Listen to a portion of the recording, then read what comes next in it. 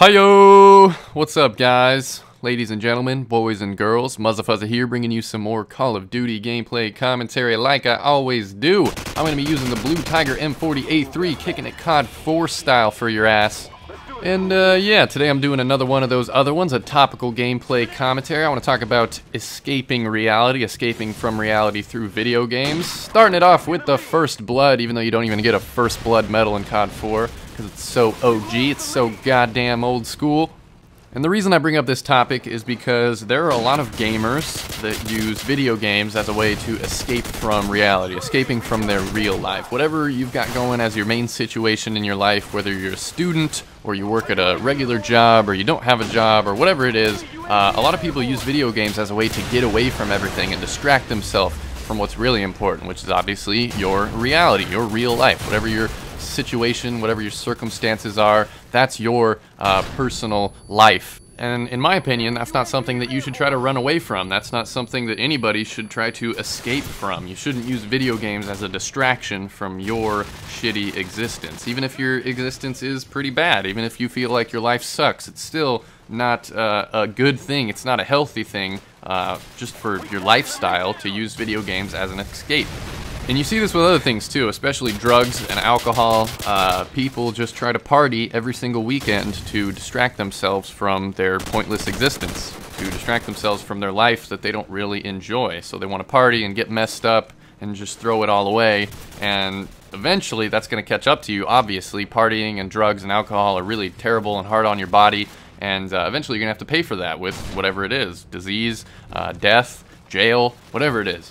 And obviously video games aren't quite that harsh in comparison with drugs and alcohol, but I think it is a good comparison because they're both compulsive behaviors. People just hop on video games as something to do, and it's important to make distinct boundaries and to make distinct guidelines for how you want to be as a video gamer, especially if you're a hardcore gamer. If you play more than 20 hours of video games per week, I'd say in my book that makes you a hardcore gamer because you're playing a lot. And you have to integrate different ways into your gaming schedule to make sure that you're still being a healthy, regular person. That includes going outside, getting exercise, not sitting around for 8 hours a day, because that's really terrible for you to sit for that long. It's bad for back issues, back health, things like that, circulation.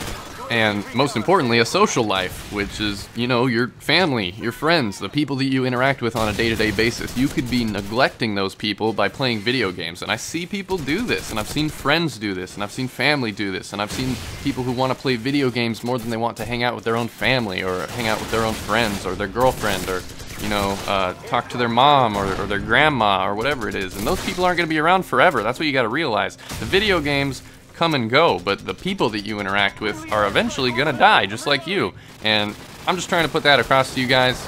Life is short, and we are all temporary beings just living on a floating rock in the middle of the universe. Not the middle of the universe. I don't know if there is a middle to the universe. The universe is expanding all the time. But you guys get the point. You get what I'm trying to say. I'm trying to say that whether it's Call of Duty or any other game, you should never treat gaming as a way to escape from your life. Even if your life sucks or you feel that your life sucks. Especially if you're depressed. I've seen people with depression try to use video games as a way to alleviate their depression, and I'd say that is kind of healthy. I'd rather that person, the depressed person, be playing video games than harming themselves or others.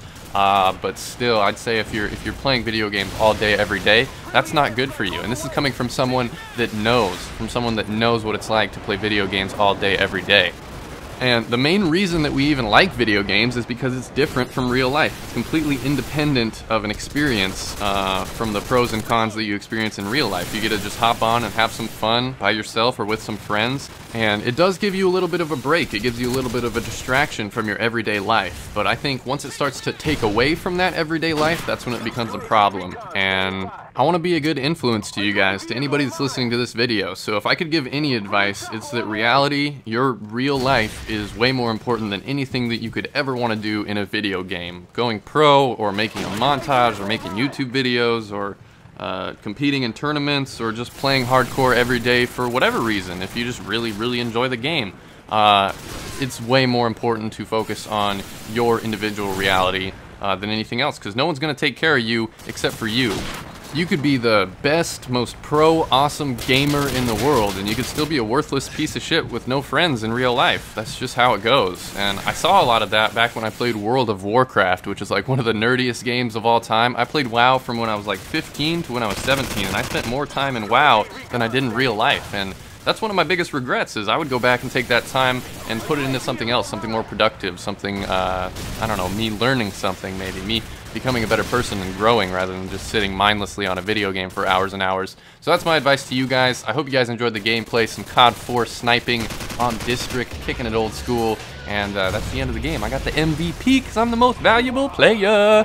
That's it. I hope you guys liked it. If you did, smack that like button, add it to your favorites, leave me a comment, follow me on Twitter and Facebook, and I will see you guys next time.